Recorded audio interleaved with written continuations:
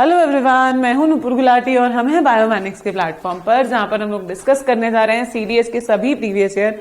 2017 last किया है हमने, अब हम करने जा रहे हैं 2017 का पार्ट 2। अभी देखा हमने 2017 के अंदर जो क्वेश्चंस आए थे वो बिल्कुल अलग आए थे, इससे पहले कभी नहीं आए। ठीक है, बिल्कुल डिफरेंट टाइप के क्वेश्चंस थे, जो एग्स के बेसिस पर एम्ब्रियोजेनिक चीजें ये सब आई। तो हम लोगों ने क्या करना है, इन सब चीजों को छोड़ना नहीं है। एक बार ही आ गया ना, एक करेक्ट है, बाकी 3 इनकरेक्ट है, क्यों है, इसका मतलब क्या है वो भी समझना है। तो प्रीवियस ईयर में सब कुछ करके फिर आगे मूव करना है, इसी का मतलब होता है कि प्रीवियस ईयर कंप्लीट करना। आपकी स्क्रीन पर नाम है, फेसबुक, इंस्टाग्राम, टेलीग्राम, आप जो भी मोड चाहो आप उस पर मुझे टेक्स्ट कर सकते हो। कोई भी प्रॉब्लम हो आप मुझसे पूछ सकते हो, कुछ भी आप जानना चाहो, कोई भी आपको डाउट है, आपको कुछ भी चाहिए आप पूछ सकते हो। तो चलिए चलते हैं आगे। सीडीएस 2017 का पार्ट 2 हम लोग करने जा रहे हैं। पहला question, in short horned cattle gene for red colour R and white colour small R. वो बोलता है आर ये रेड कलर था और स्मॉल आर ये व्हाइट कलर था। ये अलील हो गई, हम जीन की बात कर रहे हैं, कोड कलर था। जब इनके बीच में क्रॉस कराया तो जो कैपिटल आर आया वो तो रेड आया, स्मॉल आर आया वो व्हाइट आया, पर जो इंटरलिंक्ड आया उसने अपना नया कलर बना लिया। मतलब अगर मैं इसका क्रॉस कराऊं, प्यूनेट स्क्वायर से कराती हूँ, ज्यादा इजीली समझ में आएगा। कैपिटल आर ये ब्लड ग्रुप समझाया था मैंने, इसी तरीके से आप लोगों को करना। अगर नहीं आया, ये वीडियो यूट्यूब पर रखी है, जाकर वहां से सीख कर आइएगा कि प्यूनेट स्क्वायर में कैसे काम करते हैं। इस स्क्वायर को प्यूनेट स्क्वायर कहते हैं। ठीक है, यहां पर लिखा small R, capital R, small R, capital R, small R, capital R, small R, capital R, small R. मतलब सारी इंटरमीडिएट आई, तो इसमें ना कोई रेड आया ना कोई व्हाइट आया, इसमें सारे एक नया कलर आई which is called as roan. अगर मैं इसकी F2 जनरेशन निकालू, कैपिटल आर को स्मॉल आर को क्रॉस करूं कैपिटल आर स्मॉल आर से, अगर मैं इसकी F2 जनरेशन निकाल दूं, capital R small R, capital R small R, capital R, capital R, capital R small R, capital R small R, small R, small R. मतलब ये तो रेड कलर आया, ये तो रेड कलर आया, ये व्हाइट आया, पर इन्होंने क्या करा, अपने कलर को बदल लिया। इस तरीके के जो क्रॉसेस होते हैं उसको क्या बोलते हैं? पहले देखो, incomplete dominance, codominance, complementary gene, epistasis. Epistasis क्या होता है? एपिस्टेसिस बोलता है जब हम लोग हर तरीके की जीन, मतलब एक बारी ये जीन मिक्स हो रही है, एक बारी ये जीन रिसेसिव में जा रही है, दैट इज एपिस्टेसिस। इसमें ऐसा कुछ नहीं हो रहा। डोमिनेंस का मतलब होता है जो अपने आप को दिखाए, दूसरे को छुपा दे। को डोमिनेंस का मतलब होता है दोनों दिखाएं, दोनों बोले नहीं भाई, ना तेरी मानूंगा ना तेरी मानूंगा, कुछ और निकालूंगा, वो होता है codominance. This is called as incomplete dominance, कि इन दोनों से मिलकर एक नई चीज बन गई। तो इसका correct answer is incomplete dominance. इस तरीके की डोमिनेंस को बोलते हैं इनकम्प्लीट डोमिनेंस। को डोमिनेंस आपको ब्लड ग्रुप में देखने को मिलेगा। भाई एक ए है एक बी है, तो बच्चे के पास जो आएगा वो blood group is A B, तो that is called codominance. तो उन्होंने मिलकर के शो किया। नेक्स्ट, कॉम्प्लेक्स टिश्यू क्या होता है? टिश्यू क्या होते हैं? जब बहुत सारे सेल्स मिलकर एक ही तरीके का काम करते हैं उसे हम टिश्यू बोलते हैं। टिश्यू 2 टाइप के होते हैं, simple tissue, complex tissue. Simple tissue में 3 आते हैं, पैरेन्काइमा, कॉलेनकाइमा, स्क्लेरेन्काइमा। फिर आता है कॉम्प्लेक्स टिश्यू। कॉम्प्लेक्स टिश्यू में 2 आते हैं, xylem and phloem. Collenchyma further 2 type में डिवाइड होता है, ये टिश्यूज के आगे हायरार्की चलती है। फिलहाल हम कॉम्प्लेक्स टिश्यू की बात करें। कॉम्प्लेक्स टिश्यू में 2 चीजें आती है, जाइलम एंड फ्लोएम। जाइलम को हिंदी में दारू बोलते हैं, फ्लोएम को हिंदी में चखना बिल्कुल नहीं बोलते हैं, इसको हरिद्रा बोलते हैं। दारू पानी के साथ पी जाती है, इसीलिए पानी को लेकर जाता है, वाटर ट्रांसपोर्ट करता है। फ्लोएम फूड के साथ ली जाती है, इसीलिए ये फूड को ट्रांसपोर्ट करता है। ठीक है, ये पानी को ले जाता है, ये खाने का यातायात कर देता है। क्योंकि ये लेकर के जाते हैं, इनको हम लोग बोलते हैं कंडक्टिंग टिश्यू। ये कंडक्टिंग टिश्यू है, कंडक्ट कर रहे हैं। दूसरा, इन्हें वास्कुलर टिश्यूज भी बोलते हैं। Correct answer is conducting tissue. Complex tissues are conducting tissues, ऊतक का संचालन करते हैं। इसका correct answer. Next, turpentine oil is obtain from, टारपीन का जो तेल होता है वो किससे बनता है? टारपीन का तेल बेसिकली जिम्नोस्पर्म से बनता है। जिम्नोस्पर्म्स क्या होता है? अगर मैं सिंपल बात करूं तो पाइन ट्री से मिलेगा। पाइन ट्री मतलब पाइनस से मिलेगा। वो ट्री, वो पौधे, वो पेड़ जिसके अंदर बीज है पर वो फल फूल बनाने में सक्षम नहीं है, वो उसको बोलते हैं पाइन ऑयल या पाइन ट्री या जिम्नोस्पर्म्स बोल देते हैं। चलो, फिन लॉन्जिफोलिया, मीलिया आदि रचता, यूकेलिप्टस या सारे। यूकेलिप्टस एक ऐसा प्लांट है जो कि बेसिकली ये प्लांट नहीं है, सॉरी ये पेड़ है ही नहीं, इसको प्लांट बोलते हैं। ये पौधा, ये ट्री नहीं है, पेड़ नहीं है।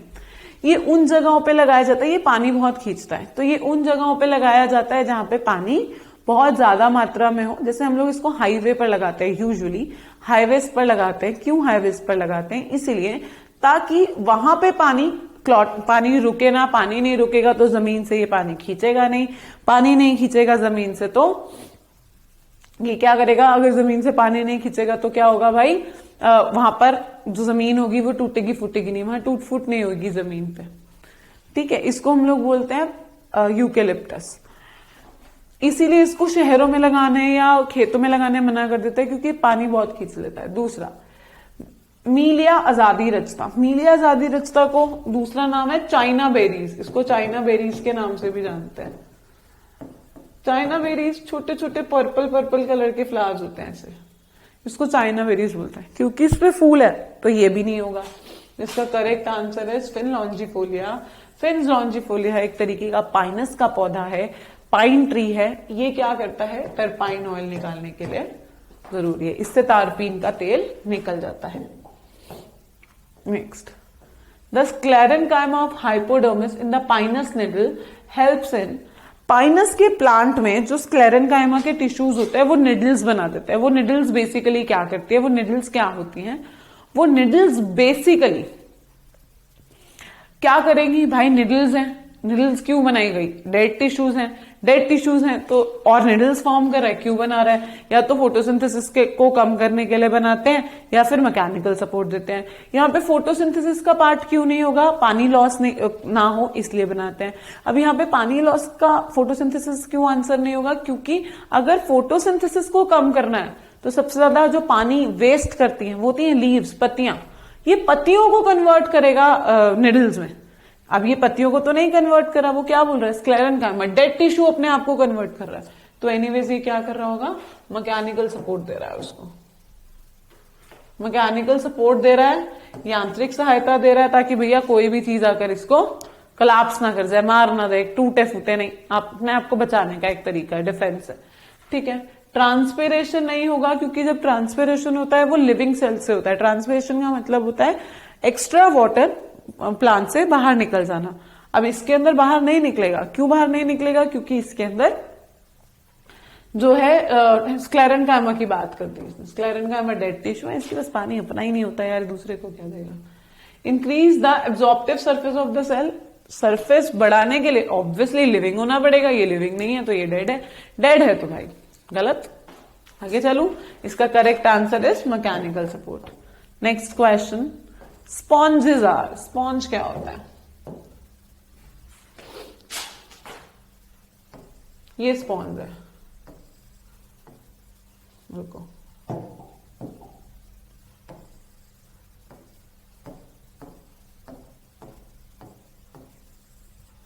ये स्पॉन्ज है। इस स्पॉन्ज के अंदर यहां पर छोटे छोटे से ओपनिंग्स हैं। इन ओपनिंग्स को हम लोग बोलते हैं ऑस्टिया। इन ओपनिंग्स को हम लोग बोलते हैं ऑस्टिया। इस ओपनिंग को हम लोग बोलते हैं ऑपरक्यूलम। यहां से पानी एंटर करता है और ये सारा पानी बाहर निकल जाता है। इसके पास में यहां पर एक स्पेशलाइज सेल्स होते हैं जिन्हें क्वानोसाइट्स बोलते हैं या मेसोफिलस सेल्स बोलते हैं। स्पॉन्जेस क्या करते हैं? पानी में रुके रहते हैं। इसके अंदर पानी घुसता है, उस पानी में छोटे छोटे बैक्टीरिया या छोटे छोटे माइंड चीजें घुस जाती है। ये जो सेल्स होते हैं इनका नाम होता है क्वानोसाइट्स। क्वानोसाइट्स सेल्स, साइट्स आ गया तो मतलब सेल ही है, क्वानोसाइट्स होते हैं। ये क्या करते हैं? इन छोटे छोटे बैक्टीरिया उसको छोटे छोटे पार्ट को खा लेते हैं। खाने के बाद छोड़ देते हैं वेस्ट को। अब वो वेस्ट पानी की फॉर्म में ऊपर चला जाता है। ये जो प्रेशर लग रहा है दैट इज हाइड्रोस्टैटिक प्रेशर, जिसकी वजह से ऑपरक्यूलम से ये बाहर निकल जाता है। इसको ऑस्टिया बोलते हैं। This is sponge. अब वो बोलता है इसमें से स्पॉन्ज के बारे में क्या सही है? फ्री स्विमिंग नहीं भैया, ये तो अटका हुआ है, सबस्ट्रेटम लगा हुआ है इस पे, तो ये फ्री स्विमिंग तो नहीं करता। पेलाजिक है। पेलाजिक का मतलब क्या हुआ भैया कि ये पेलाजिक वो होते हैं जो ना तो हमारे मतलब बिल्कुल शोर्स के पास भी नहीं रहेंगे, जो किनारे होते हैं उनके पास भी नहीं रहेंगे, बिल्कुल बीच में भी नहीं रहेंगे, इन बिटवीन रहते हैं शोर्स और बीच। देखो ये अगर ओशन है, यहां पर है शोर, किनारा है, ये है बीच का पार्ट, तो ये जो प्लांट्स यहां मिलेंगे उसको हम बोल देंगे पेलाजिक। पेलाजिक एक एरिया होता है, बीच में बहुत डीप होता है, गहरा होता है, उस गहराई या किनारे दोनों में नहीं रहते, उसके बीच में कहीं रहते हैं, उसको पेलाजिक बोलते हैं। प्लांक्टोनिक क्या होता है? जो सरफेस पर तैर रहे होते हैं। अभी हमने बोला तैरेंगे है ही नहीं, रुके रहेंगे कहीं पर, तो इसका करेक्ट आंसर है सेसाइल। सेसाइल वो होते हैं जो एक जगह पर रुके रहते हैं, कहीं पर भी मूव नहीं करते, उसे सेसाइल बोलते हैं। तो इसका correct answer is sessile. Schizostoma is a parasite found in, भाई ह्यूमन बॉडी में जो पैरासाइट घुस रहा है वो कहां घुसता है? इंटेस्टाइन में। इंटेस्टाइन में क्यों घुसता है? क्योंकि वो पैरासाइट है। पैरासाइट को क्या चाहिए? पैरासाइट या परजीवी हम लोग बोलते हैं। परजीवी या पैरासाइट क्या होता है? वो आप लोगों से खाना खाएगा, आप लोग उसके लिए सोने का अंडा देने वाली मुर्गी हो, वो आप लोगों से खाना खाएगा, खाना खाएगा पर आपको मरने भी नहीं देगा। वो चाहता है कि आप लोगों से उसको खाना, आपसे उसको खाना मिले पर आप मरो भी नहीं। अगर आप मर गए तो उसे खाना कौन देगा? और खाना कहाँ एब्जॉर्ब होता है? स्मॉल इंटेस्टाइन में। तो कोई भी पैरासाइट जब ह्यूमंस में रहेगा तो वो कहाँ रहेगा?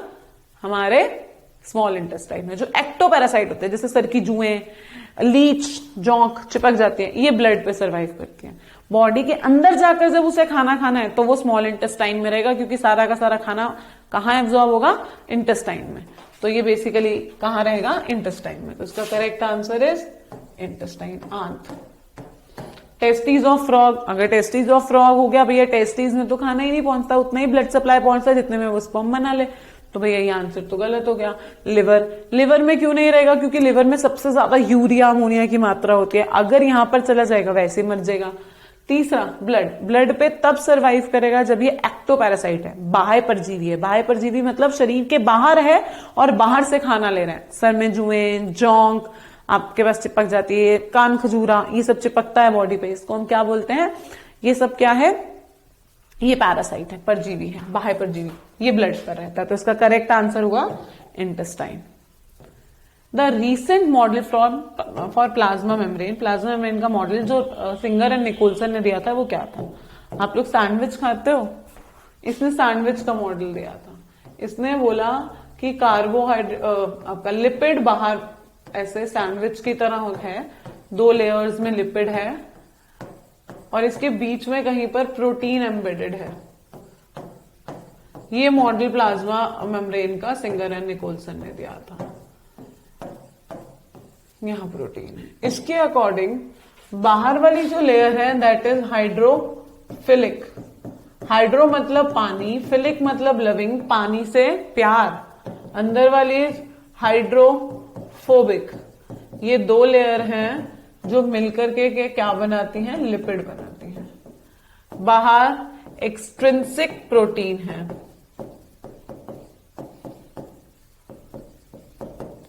और अंदर इंट्रिंसिक प्रोटीन है।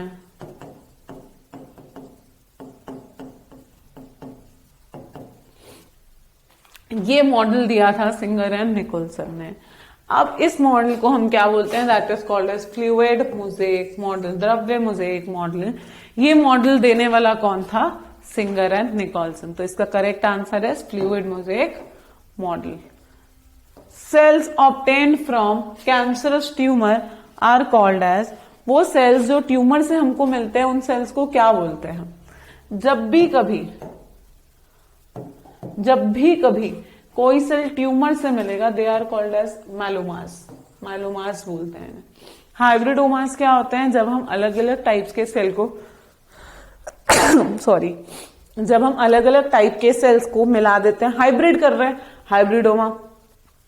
पॉलीक्लोनल सेल्स, एक सेल को क्लोन बना रहे हैं, एक सेल के बहुत सारे क्लोन्स बना रहे हैं। पॉलीक्लोनल, मोनोक्लोनल एक ही तरीके का सेल है जिसकी कॉलोनीज प्रिपेयर की जा रही है, दैट इज मोनोक्लोनल। तो इसका करेक्ट आंसर इज माइलोमास। ये तो बिल्कुल सीधा क्वेश्चन था, इसमें कुछ घुमाया नहीं है। Significance of meiosis. मियोसिस क्या होता है? मियोसिस होता है, अगर इसकी हिंदी देखूं, यहां पर हिंदी नहीं लिख कर देते। क्यों नहीं लिख कर देते? हिंदी से आंसर पता लग जाएगा। मियोसिस को हम लोग बोलते हैं रिडक्शनल डिवीजन।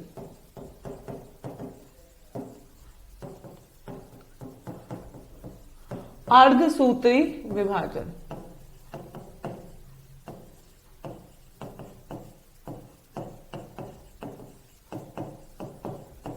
अर्धसूत्री विभाजन, ये है मियोसिस। तो अर्धसूत्री से समझ में आ रहा है, आधा कर दे रहा है, रिडक्शन कर दे रहा है। रिडक्शनल डिवीजन तो नाम से पता लग रहा है। जेनेटिक वेरिएबिलिटी नहीं, जेनेटिक वेरिएबिलिटी में इसका कोई लेना देना नहीं है। Maintaining consistency of chromosome number during sexual reproduction नहीं, उसके लिए माइटोसिस होता है। ये क्या है? Reduction of chromosome number 1 to half. ये गुणसूत्र की संख्या को 1 हेक्टेयर से कम कर देती है। मतलब अगर 46 है तो उसको 23 कर देती है। मियोसिस का मतलब ही ये होता है कि क्रोमोसोम को आधा करना। क्रोमोसोम को आधा करने की जरूरत कहां पड़ती है? जब मेल में स्पर्म और फीमेल में एग बनता है, वहां पर। मेल में स्पर्म बन रहा है तो उसको आधा करना पड़ेगा। क्यों? क्योंकि अगर 46 क्रोमोसोम मेल से 46 क्रोमोसोम फीमेल से आ गए तो बच्चे में 92 क्रोमोसोम हो जाएंगे, विच इज इम्पॉसिबल। भैया बच्चे में प्रॉब्लम आ जाएगी, दिक्कत आ जाएगी। इसीलिए हमें क्या जरूरी है? इसलिए हमें सबसे ज्यादा जो जरूरी है वो क्या है कि भैया इसका नंबर आधा रहे। 23 स्पर्म दे, 23 एग दे। इससे क्या होगा? बच्चे के पास 46 क्रोमोसोम्स चले जाएंगे। तो चलिए फिलहाल आगे चलती हूँ। इसका करेक्ट आंसर इज ए। अभी फिलहाल इस क्वेश्चन को फिनिश करके आगे चलते हैं। मियोसिस माइटोसिस अगर आप इसको पढ़ोगे तो आपको ये समझ में आ जाएगा। Which is the connecting link between glycolysis and Krebs cycle. देखो ग्लाइकोलिसिस में क्या होता है? ग्लूकोज टूटा पायरुविक एसिड में, खत्म ग्लाइकोलिसिस। अगर इसको आगे चलना है तो ये पायरुवेट बनाएगा। इस पायरुवेट के बाद एसिटाइल कोएंजाइम ए बनाएगा। एसिटाइल कोएंजाइम ए, ये एसिटाइल कोएंजाइम ए जाकर आगे क्रेब्स साइकिल करेगा। तो इन दोनों का बेसिक लिंक क्या है? Acetyl coenzyme A. Pyruvic acid नहीं, क्योंकि पायरुवेट आगे बनता है। इसका करेक्ट आंसर है एसिटाइल कोएंजाइम ए। ग्लाइकोलिसिस आप देखो, ग्लूकोज टूटता है, glucose 6 phosphate, fructose 6 phosphate, fructose 1,6 bis phosphate, glyceraldehyde 3 phosphate. इस तरीके से करते करते 6 कार्बन से 3 कार्बन की चेन आ जाती है हमारे पास में, और इससे हमें 3 एटीपी का नेट एटीपी प्रोडक्शन होता है। पूरे Krebs cycle citric acid cycle complete की बात करूं तो 32 एटीपी का नेट प्रोडक्शन होता है हम लोगों को। तो बेसिकली इन दोनों साइकिल को जो बीच में लिंक कर रहा है that is acetyl coenzyme A.